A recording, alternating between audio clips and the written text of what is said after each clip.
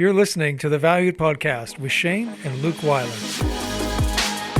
How do you thrive through crisis? That is what Luke and I are going to talk about today. We're in the studio and we have 5 key principles that we want to share with you that we've learned over the years that we realize that we are actually doing to thrive through crisis. So we want to teach you those so that you can launch into any crisis and see it as the opportunity that it actually is. All right. So how do you thrive through crisis? All right, today we're going to talk about something that is vitally important for all leaders as well as, just anybody. And that is how your purpose helps you thrive through crisis. We are going to share some key things that we have learned over the years. Basically what happened 2 years ago, as you all know, the global crisis happened.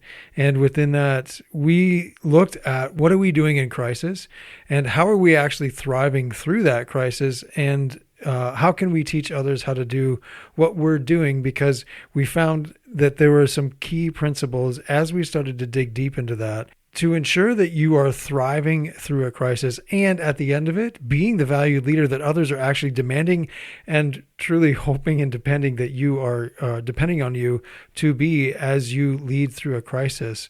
So we're going to share some of those key principles today, and it's based in a course that we've put together called the Crisis Code. So as we go through this, we're going to share some of that, and at the end of it, please feel free to check out the Crisis Code. We'll give you the information to be able to do that at the end of this episode. And so the first thing is, what is the crisis? You have to first name the crisis, find out, what exactly that crisis is, and you've got to identify what it actually is. And the reason that that's really important, Luke, is as we've found over the years that if you allow somebody else to name the crisis for you, then you are responding to their crisis. They've defined it. They have made it what it is, but it doesn't mean anything personally to you. That's so true. So the key thing is that you need to name it. You need to name it for what it means to you, because it could be whatever the crisis is, but you need to put it in context of how that's going to affect you as a leader, how that's going to affect you as your team, your family, your community, your country, wherever it is you're leading. You need to name that for yourself, knowing that, all those involved are going to name it at some point. Absolutely. But you have to name it for yourself and what it means to you, because that's going to play out as we go through these 5 key points. So there's 5 points we're going to talk about. The first one is name the crisis. And it doesn't matter what you name it, just that you name it and that it means something to you. The crisis could be, completely different for you than from everybody else. Exactly. And if you don't know exactly how the crisis, shows up in your life and how it affects you, you're not going to know how your purpose needs to apply so that you can thrive through it. And the other key thing is that crises tend to compound one another. They like to do that. They like to load themselves on, layer one on top of the other. So in naming each crisis that you're facing at any given time, you can really pinpoint and focus in on, okay, what do we need to do in this case with this crisis? And then when we add this second crisis in or third crisis, then you can focus on each of them individually and have the bigger picture of them all in front of you. Then you're definitely cutting down on the chaos. You're definitely going to stop from getting overwhelmed and make sure that you're just able to focus on each one for what it is and not, kind of lose track of everything and get buried under the avalanche of all the stuff coming down on you. Exactly. First thing, name the crisis. That's step number 1. Step number 2, you need to find out where you're actually vulnerable in this crisis. Where are you vulnerable? And the place that you are vulnerable is where the need that you recognize is. So if you listen to the last episode or any of our other episodes, we talk about you're here to meet one need. As you fulfill your purpose, there is one need that you meet in the lives of those that you lead and serve every single day. And we gave you that question in the last episode. So if you haven't listened to that, feel free to do that. It's called Distractions That Steal Your Value. In that, we ask you the question, what need do you recognize in others? And we challenge you to answer that in a word. So you want to dig down to find out what is that one need that everywhere you go, you see that need in everyone that you lead and serve. Mm. What need do you recognize in others in a word? And once you know that need, that's where you're vulnerable in a crisis. Because if you don't answer that, your value as a leader and your ability to lead diminishes, and you become devalued and potentially discarded. And in that scenario, you run the risk of being a casualty of the crisis. And that's what we're trying to avoid here. That's in everything we're going to teach you today. That's what we found. You can minimize and actually take yourself off that plate of being a casualty of the crisis, and ensure that those that you're leading don't become a casualty of the crisis. So the first thing, name the crisis. Second is you got to find out where you're vulnerable, and where you're vulnerable is where that need is. Everywhere that need needs to be answered, you run the risk of being vulnerable, because in a crisis, you may not be able to meet that need. Yeah, that's true.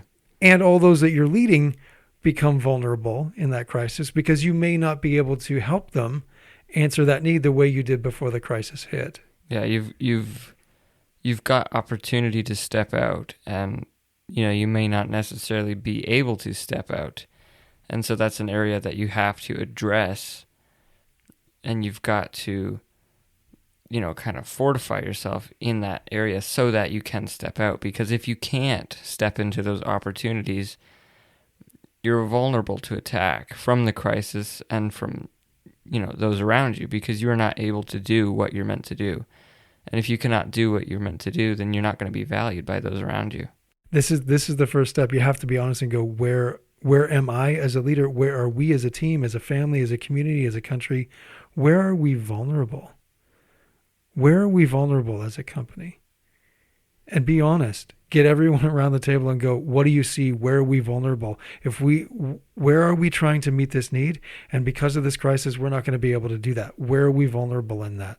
The next step is finding out what you're responsible for in the crisis, because everybody's got a part that they are meant to play in the story. I mean, everybody has something that they are meant to do. I mean, we all have a specific what, and we are responsible for fulfilling on that what. And if we cannot fulfill on that what, and we don't do our part in the grand scheme of things, then everybody else in that story is going to suffer as well. Because, I mean, the only way to truly fulfill the bigger picture is for everybody working together, everybody doing what they're meant to do, everybody, fulfilling on the job that they were given, and, really stepping up and doing what they're responsible for. Well, and the key thing in that is what you're responsible for is to answer that need when it comes down to it. And you as an individual leader have a responsibility in that. And your what, as you said, Luke, we've talked about this lots.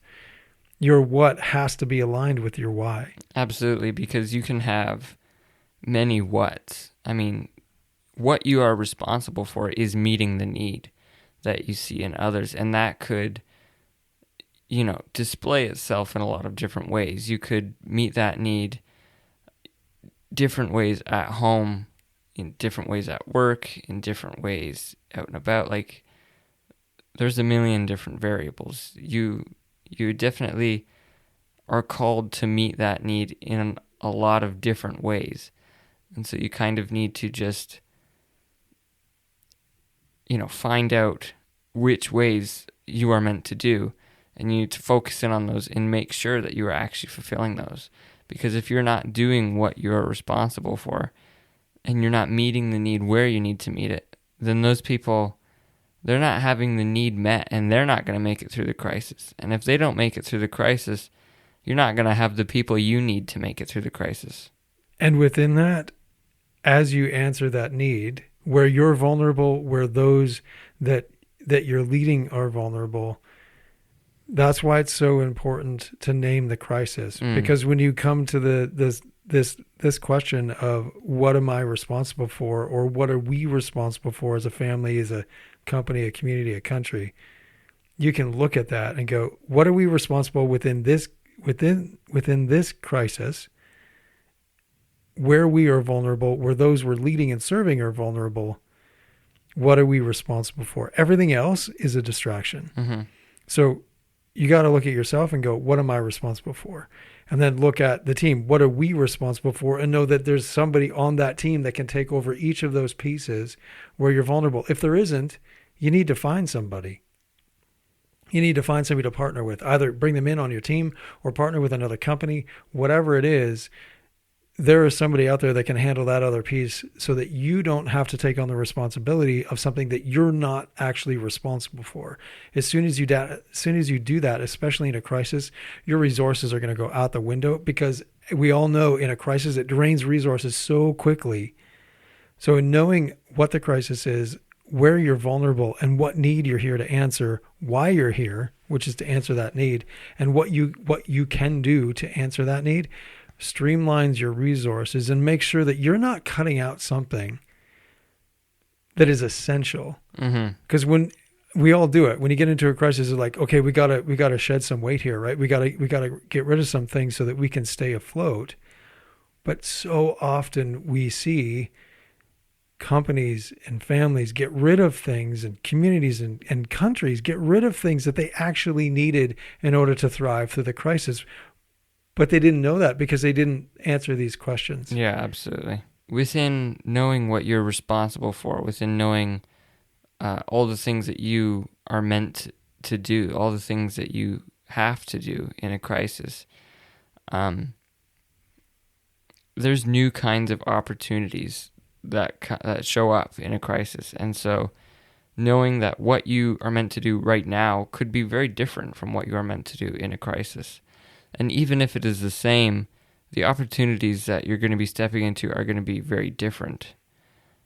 And I mean, so within that, you're definitely going to have a character transformation when you go through a crisis, because, you know, even if you are still standing in the same place doing the same what, you know, taking care of that responsibility to meet the need in the same way, the way you're going to be doing it is still different, because you're going to be stepping into different opportunities when you're in a crisis. I mean, things are just different in a crisis.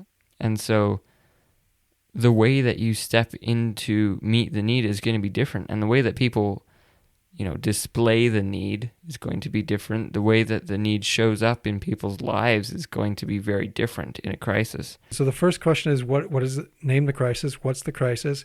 The second question is, where are you vulnerable? The third question is, what are you responsible for? You as an individual, you collectively. And then next is, where are your opportunities? And just as you said, every single crisis brings about new opportunities. So there may be ways that you continue through a crisis to have those same opportunities and answer the need in exactly the same way that you always have. But guaranteed, there's going to be new ways. There's going to be new ways to answer that need, that if you're not open to it, so if you haven't defined where you're vulnerable and where those that you're leading and serving are vulnerable, you are never going to see those opportunities, because you're going to have tunnel vision and try to do the thing that you've always done in the way you've always done it, and a crisis is going to force you into new areas. Absolutely. And that's actually the huge blessing of a crisis. If you can flip a crisis on its head, that's a huge blessing. All of a sudden you have these new opportunities that you never had before, because people are becoming aware of the need that you help answer in a way that they've never seen it before, or now they want that need answered. Right, where they didn't want it before. They felt they didn't need that need answered. Now, in a crisis, it brings those things out. So now there's a real opportunity for you to step in areas where you never have before, simply because you're needed and wanted in places where you've never been needed and wanted before. Absolutely. I mean, knowing where your opportunities are is very important, because if you don't know where your opportunities show up, you're not going to know where you can meet the need and actually do what you're meant to do. And if you can't do what you're meant to do, you're not going to be able to do what you're responsible for.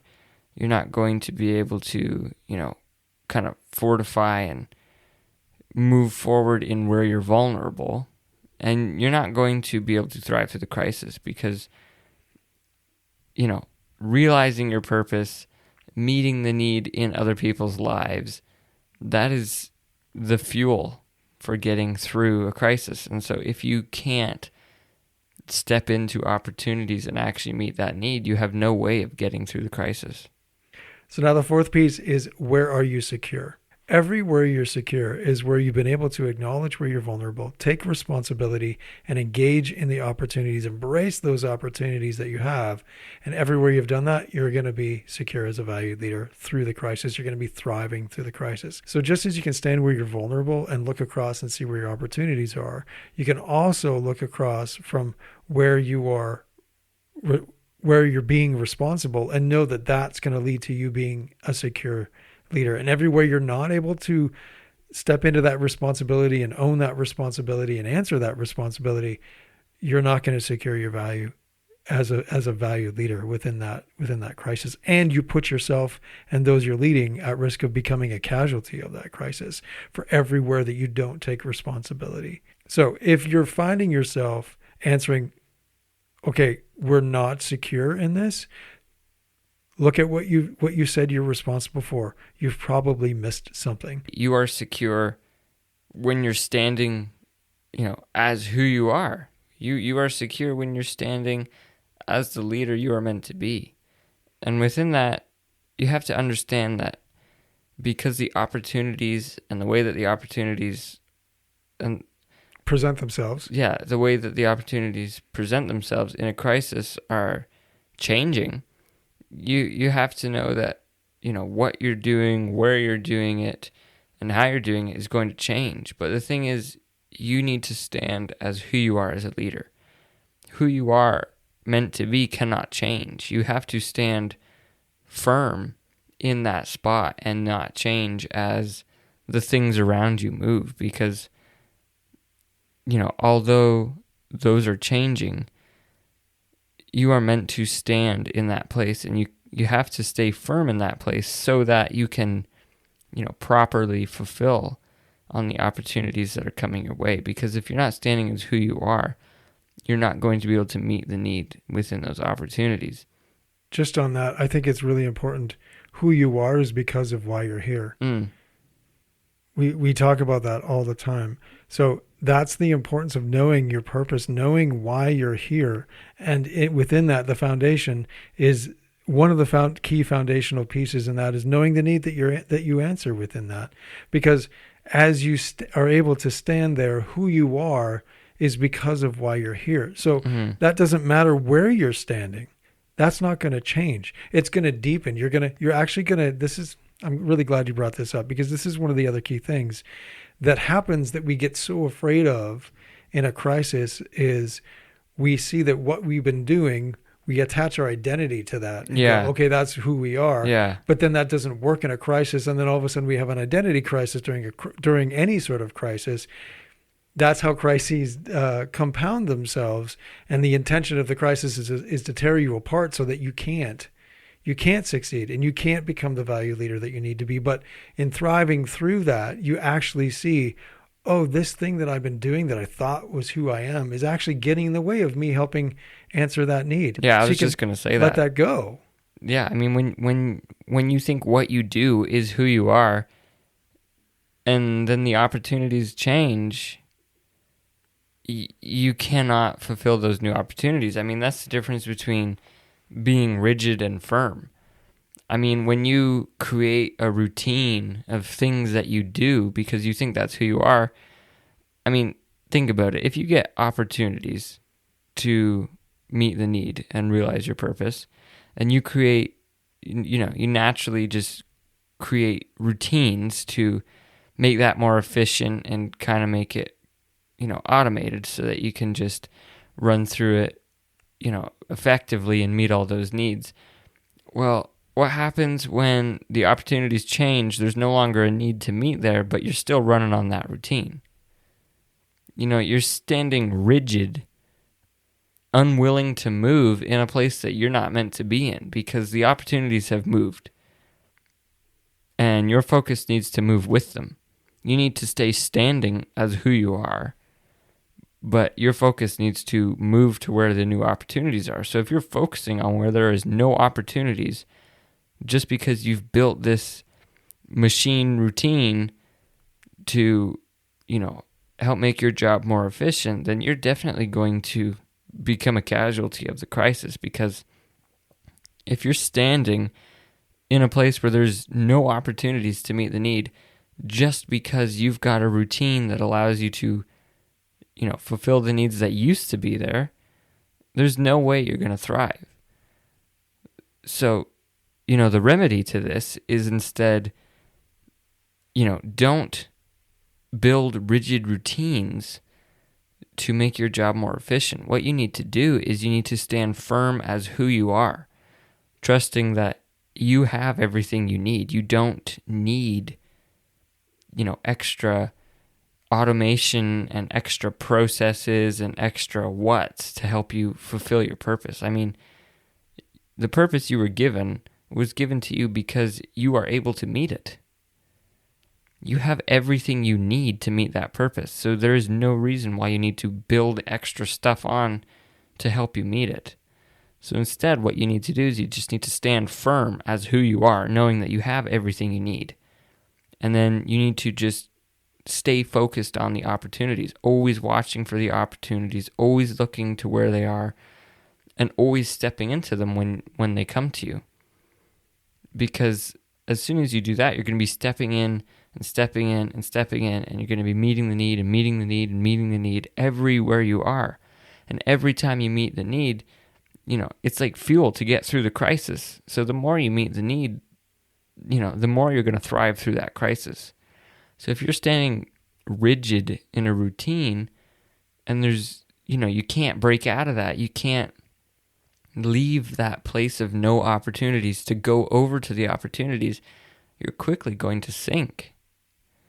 I mean, you have to be able to be flexible and move and yet stay firm as who you are. Because you have to be able to move with those opportunities so that you can, adjust and change course depending on where those opportunities are. Because at the end of the day, you can't stay stuck doing the same whats. The way that those opportunities are showing up, they're different. And so you have to do different whats in order to meet them. Right? You can't do the same what in order to meet one opportunity as you can to meet the other opportunity.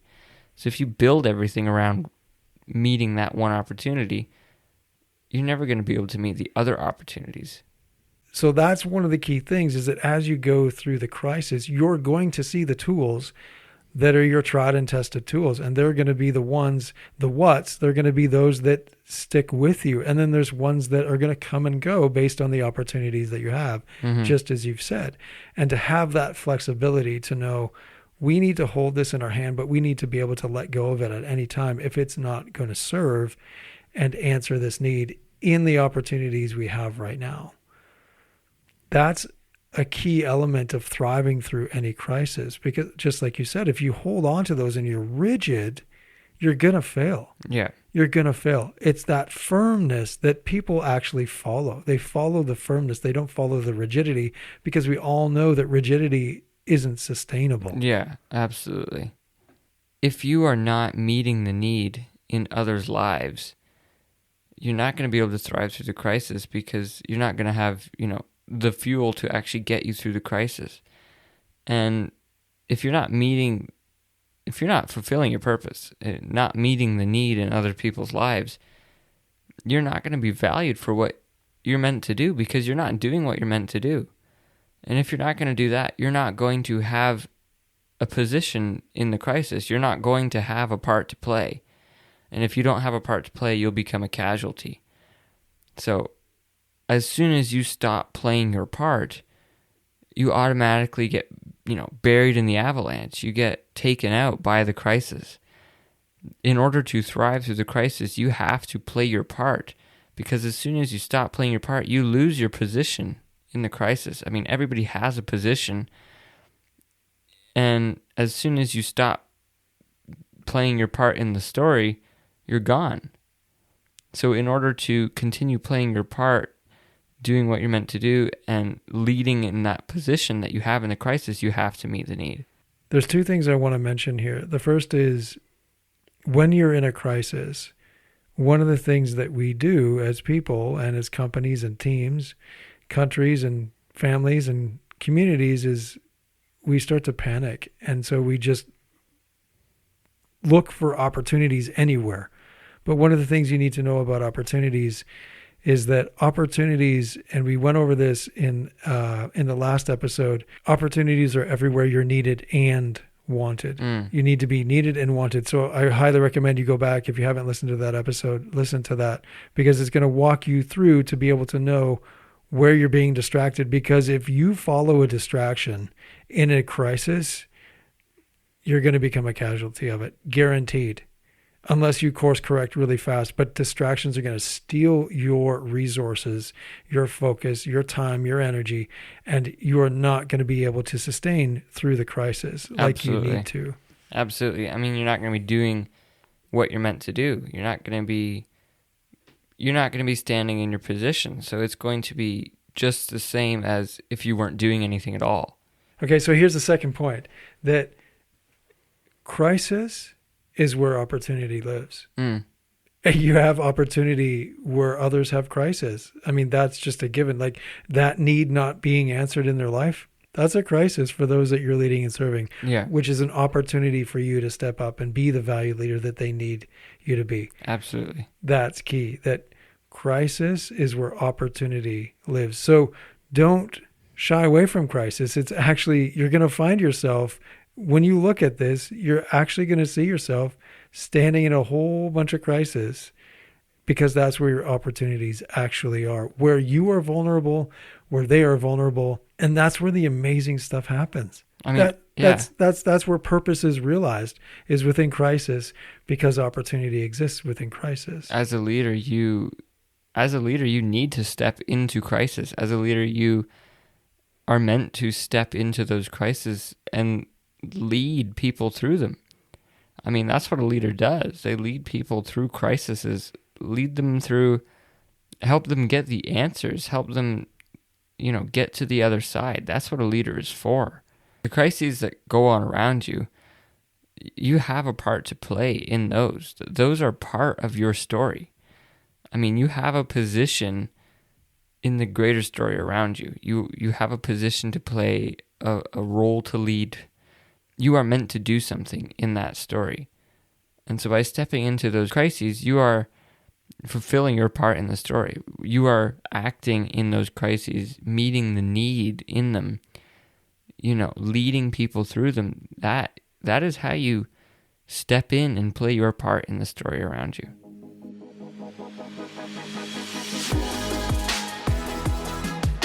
Many leaders don't know how to move through a crisis. They get scared and they freeze because they don't know how they're going to survive through it and make it to the other side. But the truth is, crises are where your opportunities are. You have so many places within them to step in and meet the need in the lives of all those around you. You have a place to lead from. You have a position within the crises, and you have a part to play. When you are doing what you are meant to do, staying firm as who you are supposed to be, and meeting the opportunities that come to you, you are going to thrive through all of those crises. And not only that, but you're going to lead those around you through them as well. And this is what you are meant to do as a leader. Your purpose is to meet the need in others' lives.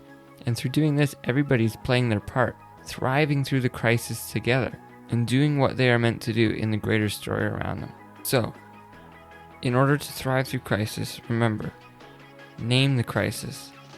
Find out where you are vulnerable, what you are responsible for, where your opportunities are, and where you are secure. Leadership is hard, which is why the Valued Podcast is here for you. Realize your purpose and be the valued leader you need to be everywhere you go. So if today's episode blessed you in any way, please subscribe wherever you listen to podcasts. Then head over to wcompany.ca to see how our on-demand courses and live events teach you how to be valued in all your key relationships at home, work, in your community, and beyond. Thank you so much for listening. Let's get you valued everywhere you go.